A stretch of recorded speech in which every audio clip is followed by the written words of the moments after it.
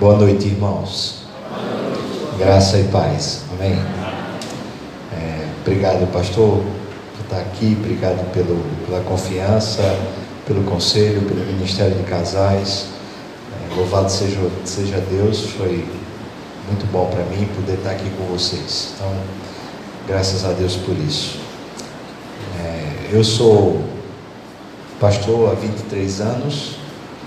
Eu sou casado eu sou pastor há 21 anos, sou casado há 23 anos, tenho uma família, uma esposa e 2 filhos. Meu filho mais velho tem 18 anos, o meu mais novo tem 14 anos.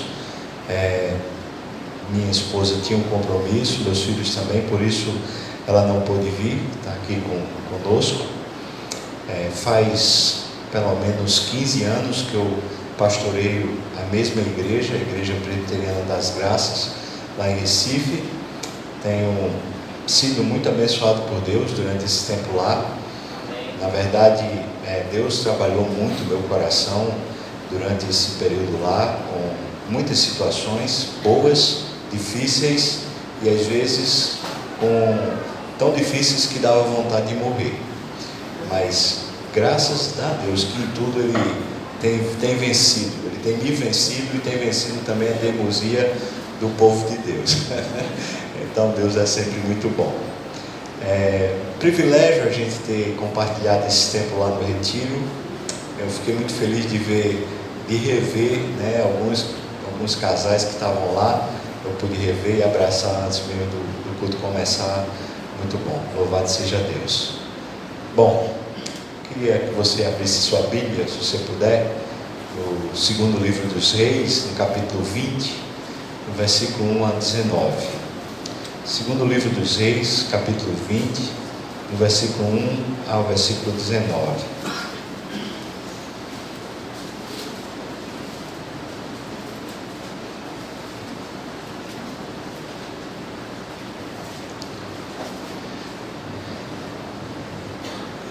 Diz assim a palavra do Senhor: Naqueles dias, Ezequias adoeceu de uma enfermidade mortal. Veio ter com ele o profeta Isaías, o filho de Amós, e lhe disse: Assim diz o Senhor: põe ordem em tua casa, porque morrerás e não viverás. Então virou Ezequias o rosto para a parede e orou ao Senhor, dizendo: Lembra-te, Senhor, peço-te, de que eu andei diante de ti com fidelidade, com inteireza de coração, e fiz o que era reto aos teus olhos. E chorou muitíssimo. Antes que Isaías tivesse saído da parte central da cidade, veio aí a palavra do Senhor dizendo: Volta e dize a Ezequias, príncipe do meu povo: Assim diz o Senhor, o Deus de Davi, teu pai: Eu ouvi a tua oração e eu vi as tuas lágrimas, e eis que eu te curarei. Ao terceiro dia subirás à casa do Senhor. Acrescentarei aos teus dias 15 anos, e das mãos do rei da Síria te livrarei, a ti e esta cidade, e defenderei esta cidade por amor de mim e por amor de Davi, o meu servo. Disse mais Isaías: Tomai uma pasta de figos, tomaram-na e a puseram sobre a úlcera, e ele recuperou a saúde. Ezequias disse a Isaías: Qual será o sinal de que o Senhor me curará e de que ao terceiro dia eu subirei à casa do Senhor? Respondeu Isaías: Ser-te-á isto da parte do Senhor como sinal de que ele cumprirá a palavra que disse: Adiantar-se-á a sombra 10 graus, ou os retrocederá. Então disse Ezequias: É fácil que a sombra adiante 10 graus. Tal, porém, não aconteça. Antes, retroceda 10 graus. Então o profeta Isaías clamou ao Senhor e fez retroceder 10 graus a sombra lançada pelo sol declinante no relógio de Acais. Nesse tempo, Merodach-Baladã, filho de Baladã, rei da Babilônia, enviou cartas e um presente a Ezequias, porque soube que Ezequias estivera doente. E Ezequias se agradou dos mensageiros, ele lhes mostrou toda a casa do tesouro, a prata, o ouro, as especiarias, os óleos finos e o arsenal e tudo quanto se achava nos seus tesouros. Nenhuma coisa houve, nem em sua casa, nem em todo o seu domínio, que Ezequias não lhes mostrasse. Então Isaías, o profeta, veio ao rei Ezequias e lhe disse: que foi que aqueles homens disseram e de onde vieram a ti? Respondeu Ezequias: vieram de uma terra longínqua, eles vieram da Babilônia. Perguntou ele: que viram em tua casa? Respondeu Ezequias: viram tudo quanto há em minha casa, coisa nenhuma há nos meus tesouros que não lhes mostrasse. Então disse Isaías a Ezequias: ouve a palavra do Senhor. Eis que virão dias em que tudo quanto houver em tua casa, com que entesouraram os teus pais até o dia de hoje, será levado para a Babilônia, não ficará coisa alguma, disse o Senhor. Dos teus próprios filhos que tu gerares, os babilônicos tomarão para que sejam eunucos no palácio do rei da Babilônia. Então disse Ezequias a Isaías: boa é a palavra do Senhor que disseste. Pois ele pensava: haverá paz e segurança em meus dias. Vamos parar aqui, irmãos. Vamos orar mais uma vez. Senhor, como é lindo a gente olhar para essa história, o sol poente dessa história, e a gente poder aprender com isso para a nossa própria vida hoje. Mas a gente não vai aprender se o Senhor não nos iluminar o coração. Então, me capacita, Pai, para falar com autoridade a tua voz, a tua palavra, Senhor. Mas capacita o teu povo aqui presente para ouvir, ter ouvidos de aprendizes, para ouvirem a tua palavra também, Senhor. Nós oramos assim no nome de Jesus. Amém. Amém. A vida do rei Ezequias, ele está no final da vida, quando acontece todo esse episódio que a gente leu aqui. E normalmente o final da vida, o seu desfecho, normalmente não tem muita coisa nova acontecendo. Normalmente parece que a juventude, a época do apogeu, é onde as coisas estão acontecendo. E a história de Ezequias é narrada na Bíblia como sendo uma grande referência de um homem piedoso. Na verdade, ele faz o que é reto perante o Senhor praticamente a vida toda. E Deus tem muita misericórdia de Ezequias e abençoa muito a vida de Ezequias. Sendo assim, esse último momento, ele se destaca para que a gente aprenda algumas coisas que eu acho que são, pelo menos para mim, são muito, muito especiais. O que Deus fala nesse final é: ô Ezequias, põe em ordem a tua casa. O que é que Deus queria dizer com isso? Deixa eu dar um panorama geral para você entender. Talvez você esteja conseguindo ver esse mapa que eu coloquei aqui, para você entender a dimensão do império que está assolando a Jerusalém especialmente. Jerusalém, talvez você consiga ver aqui um pontinho bem embaixo, depois de Damasco, um ponto abaixo, está lá escrito Jerusalém. Esse império assírio, essa grandeza dessa região toda, está aqui, por exemplo, estão aqui o Irã, o Iraque, a região, uma parte da região da Turquia, a Síria, está aqui a região do Egito, indo até a Etiópia. Toda essa região marcada aí de vermelho é onde se estendeu o Império Assírio. Jerusalém é apenas um pontinho em uma cidade, nessa época, uma cidade simplesmente insignificante diante do apogeu desse império. E esse império cercou a cidade de Jerusalém, não deixando que alimento nenhum entrasse lá. Eles não sabiam, mas havia uma fonte de água subterrânea que alimentava Jerusalém, portanto, Água não faltava, mas dentro da cidade estava faltando todo tipo de alimento. Foi um terror, foi tenebroso. E Senaqueribe, nesse cercado de Jerusalém, ele ameaçou diversas vezes, dizendo: olha ao teu redor, falando com Ezequias, olha ao teu redor, vê se alguma nação conseguiu subsistir a nós, os assírios.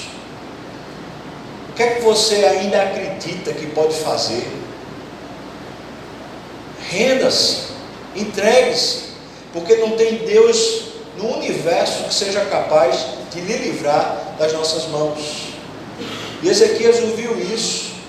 Na verdade, Ezequias ouviu ameaças e impropérios gigantescos a ele, ao exército de Israel, mas sobretudo a Deus. E Ezequias foi clamar a Deus, e Deus trouxe um imenso livramento. Se você quiser, dê uma olhada, por favor, no capítulo imediato anterior, capítulo 19, versículo 35, diz assim: olha, então, naquela mesma noite, depois de Ezequias ter orado e ter falado com Deus: Senhor, tem misericórdia de nós, a gente não pode contra esse exército. Então diz: então naquela mesma noite saiu o anjo do Senhor e feriu no arraial dos assírios 185.000. Sabe o que é isso, irmão? Você tem ideia do que é essa imensidão de gente? 185.000 homens armados que estavam lá afrontando uma cidade pequena, sem condição de rebater absolutamente nada, com pessoas famintas, com idosos e crianças lá dentro, com mulheres que não tinham armas e pouquíssimos homens armados. 185.000 soldados. O anjo do Senhor saiu e feriu o arraial dos assírios. E quando se levantaram os restantes pela manhã, eis que todos estes eram cadáveres. Retirou-se, pois, Senaqueribe, o rei da Assíria, e se foi, e voltou, e ficou em Nínive, a cidade principal do Império Assírio. E sucedeu que, estando ele, Senaqueribe, a adorar na casa de Nisroque, seu Deus, Adrameleque e Sarezer, seus filhos, o feriram à espada, e fugiram para a terra de Ararat. Esar-Hadon, seu filho, reinou em seu lugar. Essa história que a gente está lendo aqui no capítulo 20 tem como pano de fundo, como contexto, essa história toda. Um homem fiel, um homem que sofre uma pressão imensa de um exército fortíssimo, de um império gigante. Ele não cede, ele ora, ele intercede, ele segue fiel ao Senhor, e ele vê um imenso milagre, um livramento tremendo acontecendo na sua casa, na sua história, no seu tempo. Tudo isso é o pano de fundo, ou seja, é isso que está acontecendo. E de repente, Ezequias, que era um homem piedoso, temente a Deus, que buscava o tempo todo honrar a Deus, ele parece começar a celebrar. Não celebrar Deus, mas celebrar a si mesmo. Ele começa a se encantar com os grandes feitos que, entre aspas, ele tinha conseguido da mão de Deus. É como se ele começasse a olhar para si, em vez de continuar olhando para Deus. E Deus intervém na situação, porque Ezequias está meio que orgulhoso dos fatos. É como alguém que, por exemplo, acaba de passar num concurso e fala assim: eu passei no concurso, graças a Deus, mas eu estudei demais, eu ralei demais, eu fiz o curso, eu fiz isso, eu fiz aquilo. Ou seja, é graças a Deus, mas quem fez fui eu. É como alguém que consegue passar no vestibular e fala assim: eu passei no vestibular de medicina, Deus me ajudou, mas fui eu que estudei, fui eu que me dediquei, fui eu que me esforcei. Ou seja, Deus teve a parte dele, mas fui eu. Ezequias está vivendo esse momento. E na verdade os sociólogos falam para a gente o seguinte: que é natural do ser humano Depois do ser humano viver uma intensa batalha, um grande deserto, uma luta muito grande, a tendência que ele tem quando ele começa a sair daquela batalha, aquela que drenou as suas forças, que deixou ele quase que sem vida, o que acontece é que a gente tende a querer recompensar a gente mesmo. É como se a gente estivesse dizendo assim: rapaz, eu agora mereço algum prêmio, eu mereço alguma honra, afinal de contas, eu tive uma luta tão grande, eu tive um esforço tão grande, eu tive uma dedicação tão grande, agora eu mereço alguma coisa. Esse movimento que a gente faz, James Houston fala que se chama movimentos compensatórios, atitudes compensatórias, comportamentos compensatórios. Ou seja, você está seguindo a Deus, está sendo fiel a Deus, você está buscando a Deus, e tem batalhas na vida, e não são poucas as batalhas da vida, e de repente no meio das batalhas da vida, você começa a se sentir drenado, sem fôlego, sem força, mas você diz: eu serei fiel ao Senhor. Isso pode acontecer, por exemplo, no casamento. O casamento começa a ter problemas, dificuldades, talvez o esposo, talvez a esposa não está respondendo a contento, e você diz: eu serei fiel, eu permanecerei no meu lugar, eu vou continuar firme, eu vou buscar ao Senhor. E enquanto você faz isso, você sente as suas energias sendo tragadas, você se sente drenado e vai perdendo ânimo, e de repente o quadro vira e você diz: meu Deus, houve uma solução, houve um milagre, houve uma intervenção, que coisa boa. Nessa hora, quando você percebe que supostamente a situação melhorou, você diz: agora eu mereço a minha parte, porque eu fui fiel, porque eu me esforcei, porque eu me dediquei, agora eu mereço a minha parte. Ezequias está vivendo isso. Ele passou, talvez, na narrativa bíblica, um dos piores momentos de toda a história. Esse momento poderia ser o equivalente ao que aconteceu com o cativeiro do povo lá no Egito, quando eles murmuravam e clamavam a Deus por causa da opressão do Egito. Esse momento pode ser comparado com o que eles vieram a passar depois, quando a Babilônia entrou lá e destroçou completamente Jerusalém, de tal maneira que ficou desfigurada Jerusalém. Esse é aqueles grandes momentos da história, e o homem que está vivendo esse grande momento da história é Ezequias. E Ezequias acabou de, supostamente, ele vencer e conquistar um milagre, uma intervenção soberana de Deus, fazendo alguma coisa nova. Aí o que é que acontece? Aí a gente chega, versículo 1 diz: naqueles dias Ezequias adoeceu e foi de uma enfermidade mortal. Eu acho impressionante isso, porque a agenda de Deus não tem a ver com o nosso coração, mas tem a ver com o propósito de Deus. E quando Deus foi até a cruz morrer por você, em Cristo Jesus, Ele não foi morrer por você para que você tenha a vida que você quer. Ele foi morrer por você para que você o ame e viva para Ele, para que você tenha Ele no seu coração e agora você possa se relacionar de verdade com Deus. Deus não foi vencer a morte, o inferno, o diabo e o seu pecado para que você pudesse agora ter a sua agenda, mas Deus foi vencer tudo isso para que você seja dele. Amém.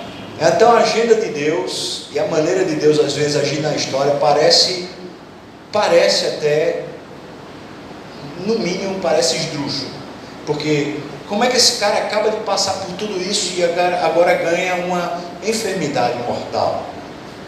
O texto diz assim: veio ter com ele o profeta Isaías, o filho de Amós, e ele disse: assim diz o Senhor, põe em ordem a tua casa, porque morrerás e não viverás.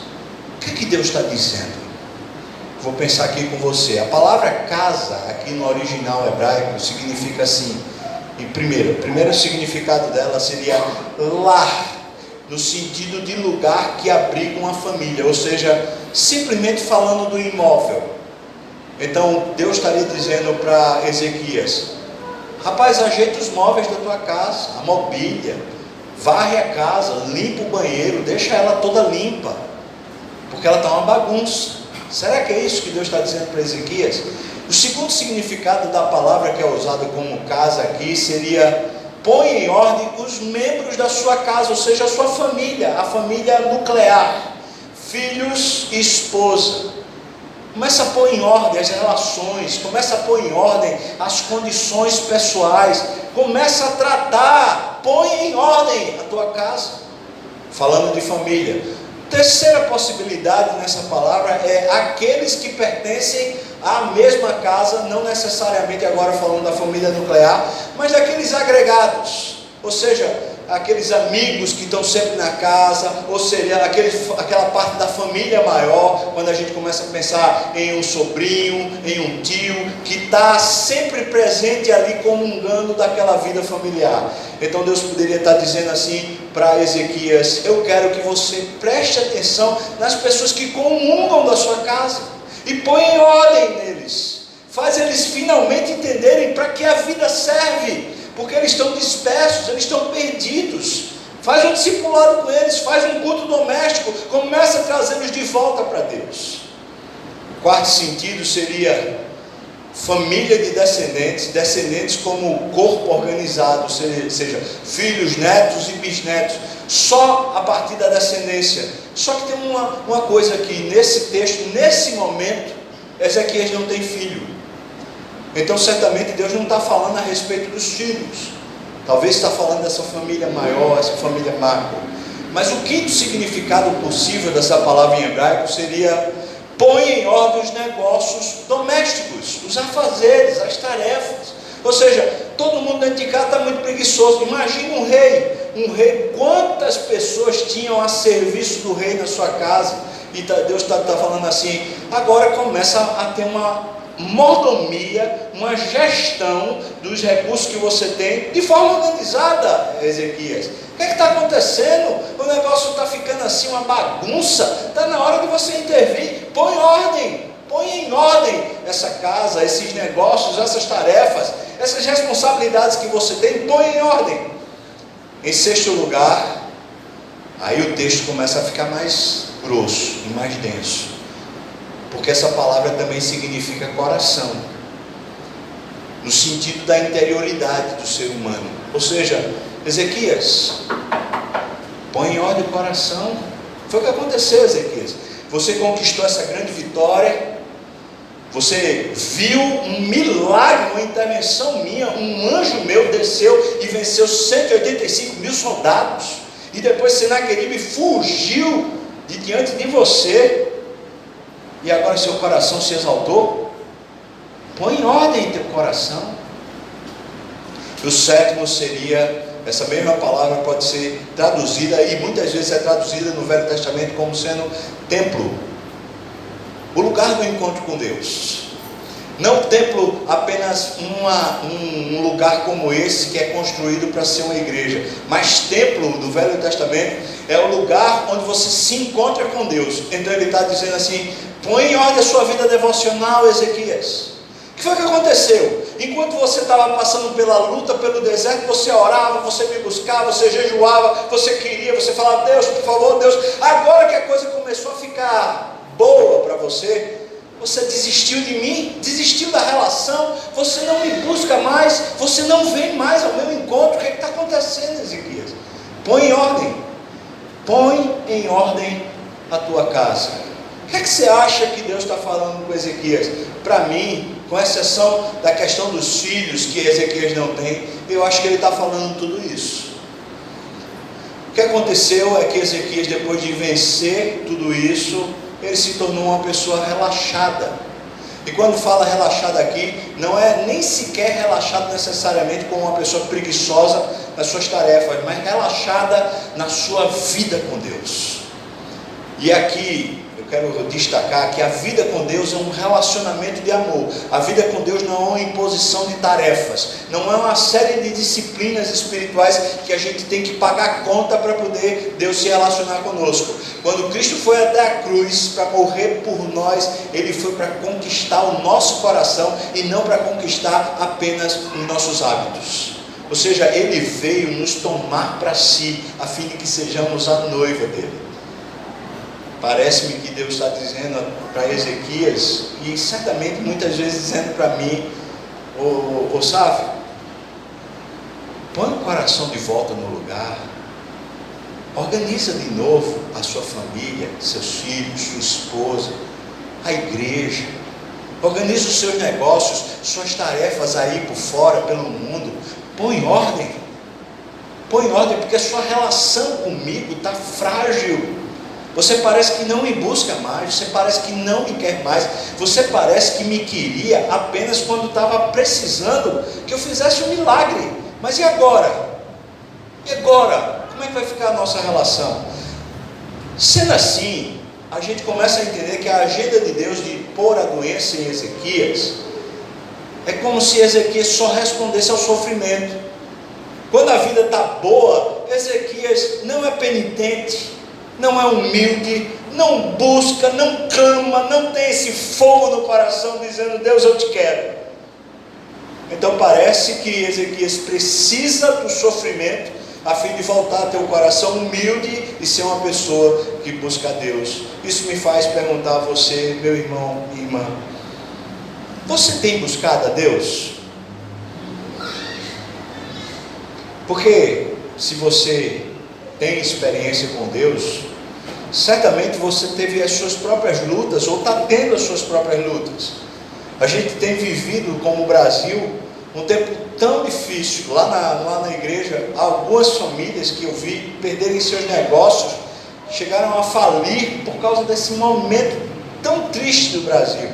E, por exemplo, eu estou acompanhando pessoalmente, afora os outros pastores lá da igreja, mas só eu estou acompanhando pelo menos 5 casos de depressão gravíssima, e de pessoas que têm uma série de circunstâncias ao seu redor, que estão clamando a eles, estão chamando eles para se deprimirem, e eles estão se deprimindo, e eles estão em depressão.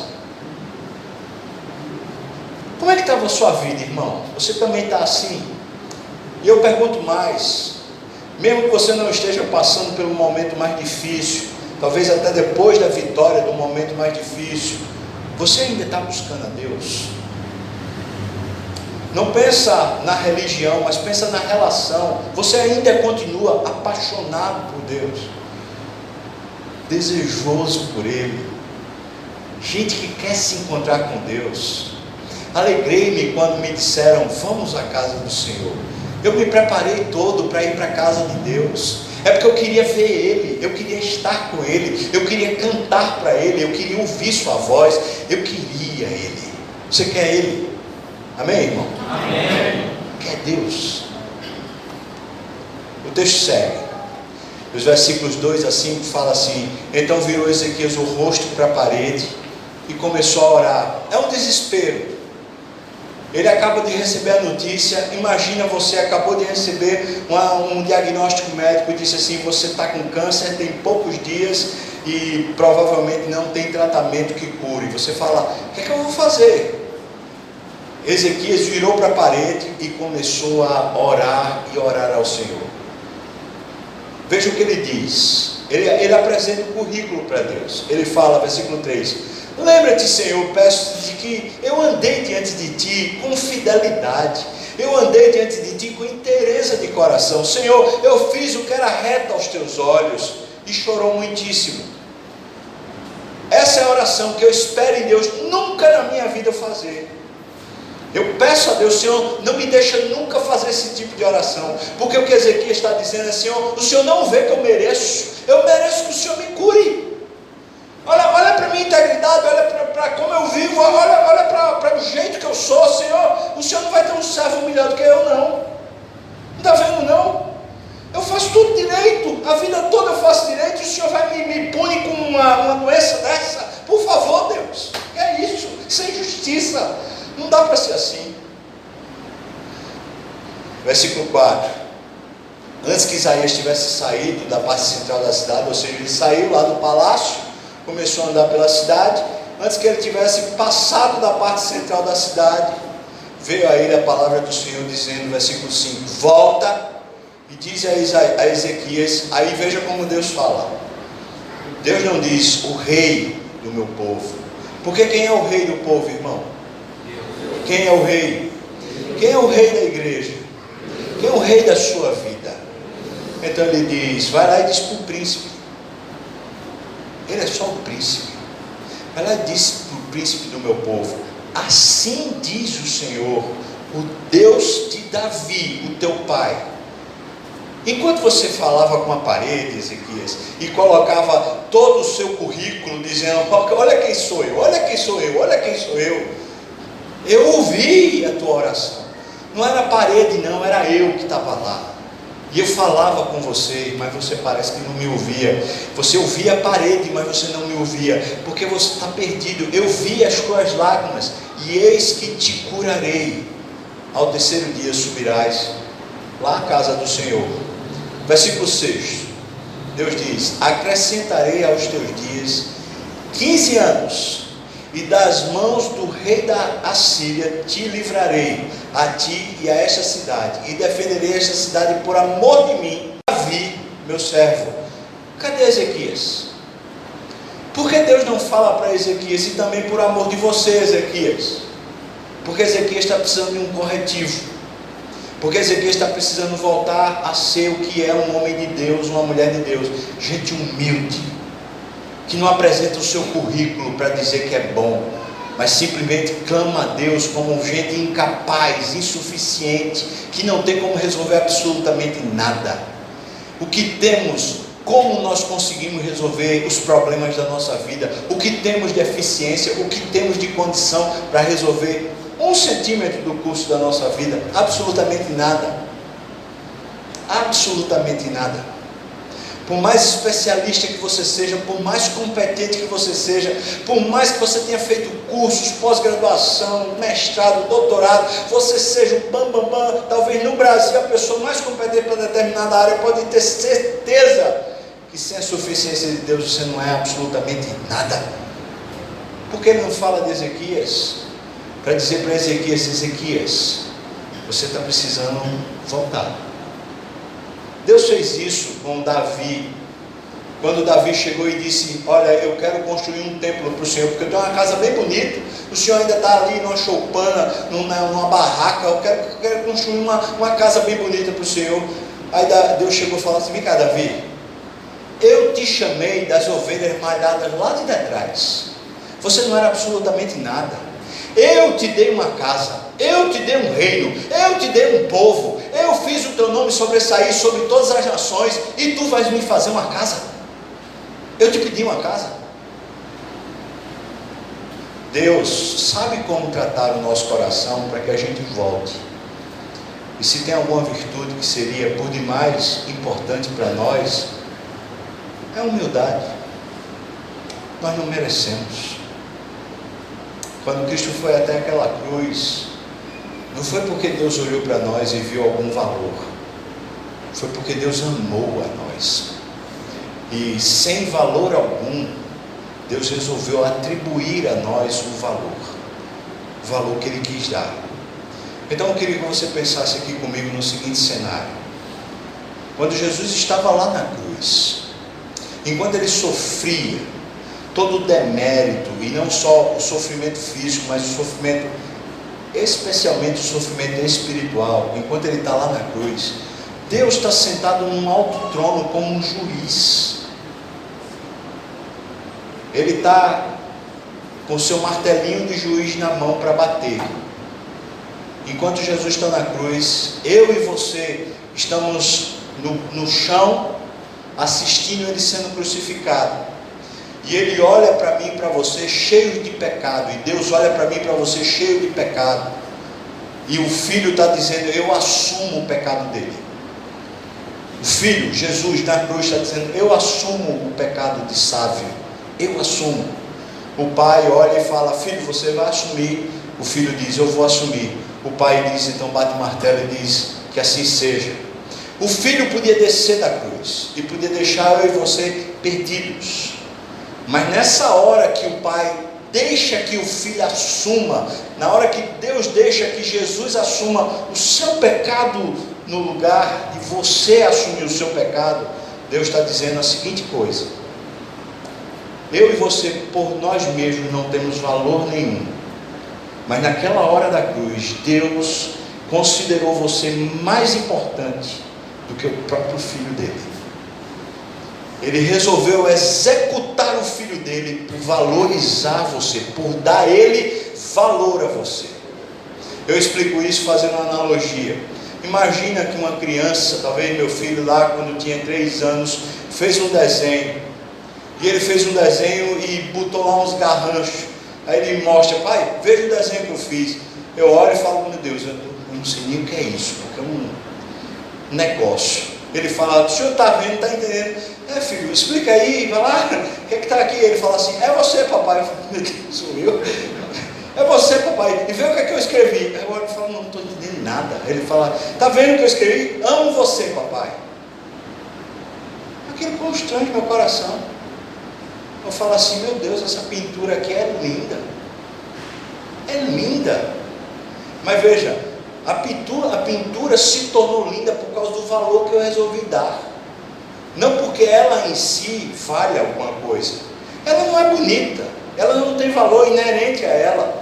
Mas na hora que o pai resolveu dar valor àquela pintura, ela se tornou inestimável. Não tem quem compre aquela pintura mais, porque ela tem um valor maior do que o valor que pode ser pago. Sabe o que foi que aconteceu na cruz? Deus resolveu dar a você o valor maior do que o próprio Filho de Deus. Ele resolveu amar você e valorizar você mais do que o próprio Filho Jesus, a fim de que o Filho se fizesse pecado, se fizesse condenado, para assumir as nossas transgressões e a nossa iniquidade, a fim de que pudéssemos viver para Deus. Aleluia! Amém. Grande é o Senhor. Que grande é, como grande é o Senhor. Então nós não temos valor próprio, mas temos um valor atribuído. O valor que só percebemos e só sentimos quando olhamos para Deus. Não quando fazemos alguma coisa para Deus, mas quando voltamos à relação para Deus e dizemos: Senhor, eu estou na tua presença e isso me basta, isso é suficiente para mim. Veja o que está acontecendo. A resposta de Deus. Deus diz para ele: eu ouvi sua oração, eu livrarei você, eu livrarei a cidade. Eu ouvi a sua oração, eu defenderei a cidade por amor de mim, por amor de Davi. Eu estava na parede enquanto você estava virado para lá, eu via você, eu conhecia você, eu estava a seu favor. A doença que eu dei não era contra você, era a seu favor. Essa é a didática de Deus. Deus não nos faz sofrer porque Ele de alguma maneira goste, ou porque de alguma maneira Ele quer que a gente seja punido pelos nossos pecados. Quando Ele nos faz sofrer, é porque Ele quer resgatar dentro de nós o verdadeiro amor a Ele, para que a gente viva plenamente, para que a gente tenha sabor de plenitude, para que o nosso coração reviva, rejuvenesça e a gente prove a bondade de Deus de verdade. E me parece que muitas vezes é o sofrimento que faz isso. O texto segue, versículos 7 a 11, disse mais Isaías: pega aí uma pasta de figo e coloca lá na úlcera, e ele vai recuperar a saúde. Ele recuperou a saúde. Versículo 8, Ezequias disse a Isaías: olha, então qual é o sinal que Deus vai fazer para que eu saiba que Ele vai me curar? Então versículo 9, Isaías diz: é o seguinte, a sombra ou vai avançar 10 graus ou vai retroceder 10 graus a sombra do sol. Aí ele fala: bom, se adiantar 10 graus é o normal, ou seja, se o sol seguir o curso dele, é claro que ela vai adiantar. Então que não adianta que ela retroceda, que ela volte atrás, e quando voltar, eu vou saber que Deus vai me curar. Então Isaías diz, então o profeta Isaías clamou ao Senhor, e Deus fez retroceder 10 graus a sombra lançada pelo sol declinante no relógio de Acais. O que é isso, irmãos? É Deus dizendo para Ezequias: eu não estou contra você, eu continuo sendo o mesmo. Na hora que você me quiser, eu continuo sendo o mesmo. Eu estou lhe ouvindo, eu estou presente. Você vira para a parede e não vê mais porta. Você se encontra nas situações onde não tem mais saída, mas eu estou lhe vendo. Eu continuo me importando, eu continuo ao seu lado. Quem me deixou foi você, não eu lhe deixei, mas foi você que me deixou. Versículo 12: Nesse tempo, o Merodach Baladã, filho de Baladã, rei da Babilônia, enviou cartas e um presente a Ezequias.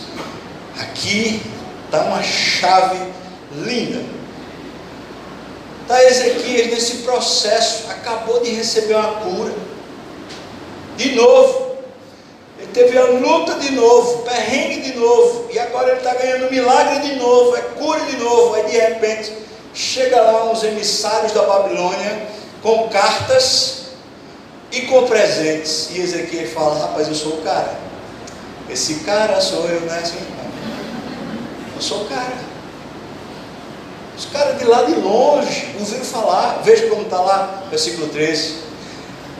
Ezequias se agradou dos mensageiros e lhe mostrou toda a casa do seu tesouro, a prata, o ouro, as especiarias, os óleos finos, o seu assinal e tudo quanto se achava nos seus tesouros. Nenhuma coisa houve nem em sua casa, nem em todo o seu domínio que Ezequias não lhes mostrasse. Por quê? Então Isaías, o profeta, veio ao rei Ezequias e lhe disse: o que foi que aqueles homens disseram? De onde é que eles vieram a ti? Respondeu Ezequias: de uma terra longínqua, eles vieram lá da Babilônia. Aí perguntou: o que viram? E ele disse: absolutamente tudo. Eu não escondi nada. Eu estava mostrando para eles. Mas você estava mostrando o quê? Eu estava mostrando a ele tudo que eu conquistei, todas as minhas vitórias. Os caras chegaram para mim com cartas, eles estavam me elogiando. O rei lá da Babilônia falou assim: eu ouvi falar que você estava doente, e eu me importei e mandei para você presentes. Ah, então eu sou importante. Então eu mostrei para eles. Os caras foram tão amistosos, tão legais, eu mostrei tudo para ele. E quando eu mostrei para eles, ele nem percebia que ele, na verdade, enquanto se mostrava, ele estava mostrando a sua própria glória e não a glória de Deus. Então disse Isaías a Ezequias: ouve a palavra do Senhor. Versículos 17 e 19. Eis que virão dias em que tudo quanto houver em tua casa, aquele problema lá que não foi resolvido, com o que entesouraram quem, irmãos? Quem tesourou? Deus está diminuindo de novo, Ezequias. Não foi você, Ezequias. Vamos ser honestos. Você está vivendo o que os outros tesouraram, e você está se vangloriando do que os outros fizeram. Até o dia de hoje será levado para a Babilônia, dos teus próprios filhos que tu gerares. Os babilônicos tomarão para que sejam eunucos no palácio. Você sabe o que é um eunuco? É alguém que é cortado um membro para viver como serviçal, um castelo no império do rei. Ou seja, é alguém que vai ser emasculado, vai perder não só a sua virilidade, mas sua dignidade como homem. E isso vai acontecer com seus filhos. Ou seja, com não a descendência só do filho de Ezequias, mas com os filhos de Israel, ou os filhos de Judá, para ser mais preciso. Versículo 19. Então disse Ezequias a Isaías, é alarmante, mas está aqui: boa é a palavra do Senhor que disseste. Espera aí, Ezequias, eu não estou entendendo você está entendendo? Quando Deus chegou e disse para ele: você vai morrer, você está com uma doença terminal. Aí ele chora, ele se vira para a parede e chora. Agora Deus diz assim: tudo bem, você vai ficar vivo, agora vai haver uma tragédia em todo o seu reino e toda a sua descendência. Aí ele fala assim: boa é a palavra. E aí o texto diz, porque ele pensava, ou seja, dentro do coração dele havia a seguinte sentença: haverá paz e segurança em meus dias. Ou seja, o resto que se exploda, eu não estou nem preocupado. Se na minha época, se na minha vida eu estiver bem, eu não me preocupo com mais nada não. Eu quero estar bem, eu quero o meu conforto, eu quero a minha glória, eu quero a minha dignidade. Eu não quero saber do resto. Essa é a enfermidade de Ezequias. O que é que ele faz? Amostrou-se por aquilo que Deus fez, porque o livramento foi do Senhor, a cura foi do Senhor, mas ele está lá se amostrando. Depois ele se amostra por aquilo que seus pais deram e tesouraram.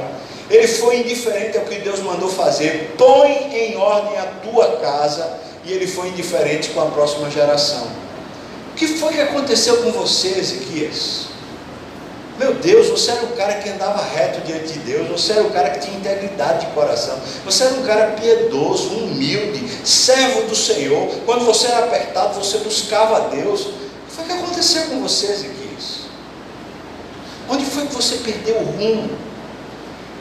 Esse texto, irmão, é uma palavra muito, muito propícia para mim. Deus sabe como eu vivo. E só Deus sabe quantos anos eu ainda vou ter de vida. Nos meus planos eu quero viver pelo menos até os 90 anos. Mas se for com saúde, olha só, como eu sou besta. Ainda tem como, né? Mas será que eu vivo? Será que ainda amanhã eu estou vivo? Essa palavra está falando para mim sobre a minha vida hoje. Eu passei por muitos perrengues na igreja. Quando eu comecei aqui, eu falei, tive lutas homéricas. Eu desesperei da minha vida, eu pedi a Deus para morrer. Eu tive lutas interiores. Eu confessei lá no retiro dos casais, das famílias lá, falando a respeito de um momento, 8 anos atrás, quando minha esposa falou assim, olha, eu fico casada com você, mas se eu pudesse escolher, eu não estaria mais casada. Ou seja, eu estava com um problema sério, com lutas sérias, e a cada vez que os problemas chegaram, eu fui buscar Deus, e fui me humilhar diante de Deus. E será que isso nunca vai me ensinar a ser humilde? A viver com Deus de verdade, a buscar a Deus de coração, a querer a Deus de coração? Esse texto é a minha vida, mas acho que Deus quis trazer esse texto para você. Não é a sua vida também não? Quantos anos a mais você vai ter? E não me venha dizer, não, mas eu sou muito novo, ainda tenho muito tempo de vida. Eu, com 18 anos levei um tiro, e eu tive morte clínica com 18 anos. Ou seja, eu estou aqui por causa de um milagre de Deus. Só Deus sabe quanto tempo a gente vai durar. Será que hoje Deus não trouxe você aqui de propósito para dizer assim, está na hora de você começar a voltar de coração, não apenas fazer coisas na igreja, não apenas você estar em atividades chamadas religiosas, não apenas você ir para um retiro, ou fazer parte de um ministério, ou tocar no louvor, ou pregar dentro da igreja. Está na hora de você voltar para Deus e com o coração aceso, dizendo, Deus, eu quero, Senhor, eu preciso de Ti, eu desejo, Senhor, mais do que os vigias anseiam pelo lampejo do sol nascente, eu desejo a Tua presença, eu quero, Senhor, eu preciso do Senhor. Será que Deus não trouxe você aqui para isso? Para renovar esse fogo, para chamar você de volta para Deus, não por causa da igreja, não por causa de pastor, não por causa de necessidade, porque o mundo precisa do evangelho, ou precisa de missões, mas por causa de você, porque Cristo morreu foi por você, e não foi em vão, porque Deus ama você, até matar o filho dele, Ele ama você, Ele ama você e não faz economia. Deus tem propósitos e agenda para você. Está sofrendo? Está na luta? Pelo menos na vida de Ezequias, os momentos mais profundos foi na luta e não nas vitórias. Nas vitórias parece que ele se perde, nas lutas parece que ele se encontra. Será que conosco Deus não tem nos abençoado tanto no meio da luta? Tantas vezes Deus tem deixado, ou tem promovido mesmo que as situações se tornem um caos, a fim de que a gente se renda de novo e diga, Deus, eu não sou ninguém e não sou nada, na verdade eu preciso do Senhor. E como eu preciso do Senhor? Não é isso que Deus tem feito? Ezequias não voltou. Na verdade ele não voltou. Você pode abrir sua Bíblia aí, por favor? Veja o texto que vem a seguir. 2 Reis, capítulo 21, do versículo 1 ao 5. 21, do versículo 1 ao 5. Veja o que diz. Tinha Manassés 12 anos de idade. Peraí, deixa eu parar aqui. 12 anos de idade. Deus pegou Ezequias quando estava para morrer e disse que ele ia ter 15 anos. 15 anos de vida. Então me diga uma coisa, Manassés nasceu em que época? Na época da cura, concorda? Ou seja, foi depois que Ezequias foi curado que Manassés nasceu. Tinha Manassés 12 anos, vamos lá, quando começou a reinar, e reinou 55 anos em Jerusalém. A sua mãe chamava-se Refizibá. Ele fez o que era, o que, irmãos? Fez o que era mal perante o Senhor, segundo as suas abominações dos gentios, que o Senhor expulsara das suas possessões, que diante dos filhos de Israel, pois tornou a edificar os altos que Ezequias seu pai havia destruído. Levantou os altares a Baal, fez um poste ídolo como o que fizera Acabe, o rei de Israel, e se prostrou diante de todo o exército dos céus e o serviu. Versículo 4, edificou altares, aonde, irmãos? Na casa do Senhor, da qual o Senhor tinha dito, em Jerusalém porém o meu nome. Versículo 5, também edificou altares a todo o exército dos céus, nos dois átrios da casa do Senhor. Versículo 6, você pode ler comigo? Vamos lá? E queimou seu filho como sacrifício, adivinhava pelas nuvens, era coureiro e tratava com médios e feiticeiros, prosseguiu em fazer o que era mal perante o Senhor, para provocar Deus a ira. Esse filho que nasce nos últimos 15 anos da vida de Ezequias, é um filho que parece que olha para o pai já enterrado e fala assim: tudo que o Senhor fez eu vou desfazer, para provocar a Deus a ira. Ou seja, se uma coisa ficou faltando na vida desse menino, foi ter visto um pai que amasse a Deus de verdade. Esse menino nasce na época de um pai orgulhoso, de um pai que não tem penitência, de um pai que não se dobra, de um pai que não adora, de um pai que não vive na presença de Deus. E esse menino pega todos os feitos do pai e estraga, como se estivesse dizendo: eu me vingo dele, eu faço tudo o contrário. Foi o que esse menino Manassés começou a fazer. Sabe o que é mais estranho? Jeremias capítulo 15, versículos de 1 a 4. São 150 anos depois. Veja o que Deus diz. Por favor, abra a sua Bíblia. Jeremias capítulo 15, versículo de 1 a 4. Veja o que diz. Disse-me, porém, o Senhor. Veja o que Deus está falando. Ainda que Moisés e Samuel se pusessem diante de mim, o meu coração não se inclinaria para este povo. Vou parar aqui, só para explicar a você qual é o contexto. Deus está dizendo para Jeremias: a Babilônia, aquela Babilônia que visitou Ezequias, aquele babilônico lá que visitou Ezequias, agora Deus está dizendo por Jeremias: olha, a Babilônia vai invadir, vai destruir completamente Jerusalém. E Jeremias se pôs a chorar e falar para Deus: Senhor, tem misericórdia desse povo, tem misericórdia desse povo. Então Deus está respondendo a Jeremias e está falando: ainda que Moisés e Samuel se pusessem diante de mim, o meu coração não se inclinaria para este povo. Lança-os de diante de mim e saiam.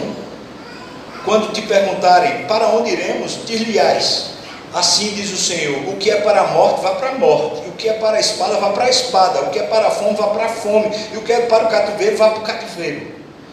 Porque os punirei com 4 sortes de castigo, diz o Senhor: com espada para matar, com cães para arrastarem, com as aves do céu e as feras do campo para devorarem e destruírem. Versículo 4, por favor, leia comigo. Entregá-los-ei para que sejam um espetáculo horrendo para todos os reinos da terra, por causa de filho de rei de Judá, por tudo quanto fez em Jerusalém.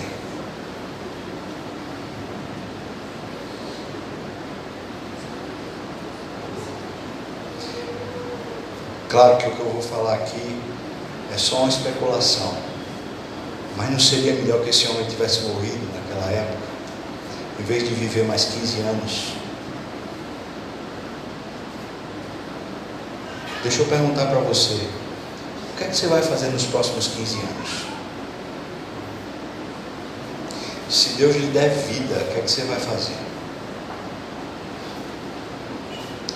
Porque me parece que quando Deus disse para Ezequias: põe em ordem a tua casa. Deus estava querendo simplesmente que ele voltasse a viver a fé dele, em vez de ele continuar vivendo uma vida de orgulho.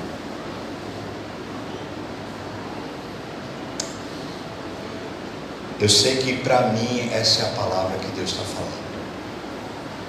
Sabe? Volta para o Senhor.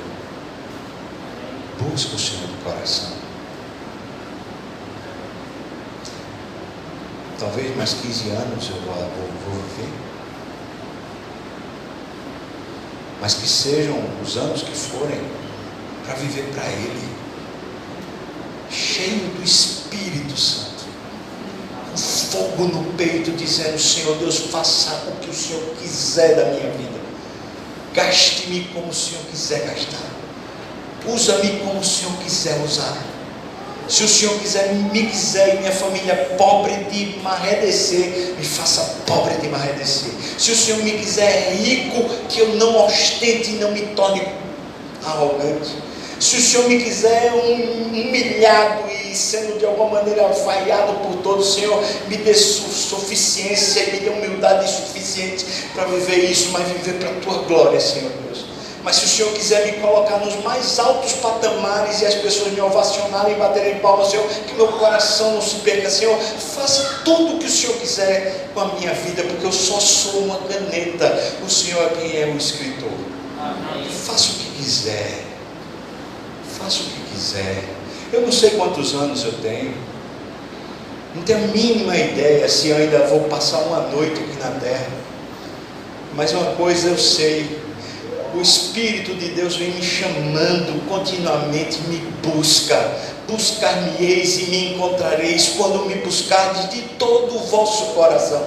Eu serei achado de vós, eu farei mudar a vossa sorte. Povo de Deus, o que é que estamos fazendo? Nós estamos buscando dinheiro, nós estamos buscando emprego, nós estamos buscando alguma casa, algum status, alguma coisa, mas não estamos buscando o abençoador, só as bênçãos.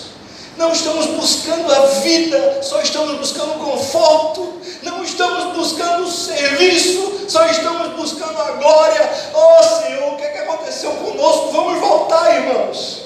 Vamos voltar à plenitude de vida, ao sabor de alegria, dizer para Deus: faça o que quiser, mas faça tudo o que quiser, sem precisar medir preço, Senhor. A gente quer ser gasto pelo Senhor, para que a sua glória venha sobre a terra, para que o seu nome seja honrado e exaltado de verdade na terra. Amém. Vamos voltar, irmãos? Vamos voltar? Eu queria orar. Eu queria chamar você, se você quiser, para orar. Se você quer dizer para Deus: assim como eu quero, o Senhor pode me usar. E me encha, por favor, de fôlego, de paixão, de devoção, de amor. Mas usa-me, usa a minha casa. Eu e minha casa serviremos ao Senhor. Usa-me, Senhor, do jeito que quiseres. Põe em ordem a tua casa.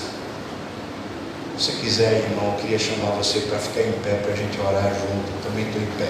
Se é o seu caso, fique em pé para a gente orar.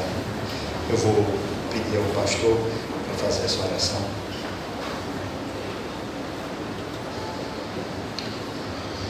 Senhor Deus, é maravilhoso ouvir a tua voz, é desafiador ao nosso coração, Senhor, ouvir aquilo que tu tens para a nossa vida. E é muito triste, Pai, nos compararmos com a tua palavra e vermos quão distante estamos da tua vontade. Quantas vezes, ó Deus, aquele povo que se chama teu povo, aquele povo que fala em nome do Senhor, que fala ao Senhor no nome de Jesus, que usa, ó Deus, os instrumentos musicais, que usa a voz para dizer-te, ó Deus, que tu és Senhor. Quantas vezes, ó Deus, mesmo assim fazendo, nós estamos tão preocupados com as coisas daqui, da terra, agarrados aqui, presos, ó Pai, no nosso próprio orgulho. Nós queremos, ó Deus, pedir-te, venha com misericórdia mais uma vez, assim como tens feito dia após dia, com graça, com transformação. Ó Espírito Santo, eu creio que o teu poder é o mesmo.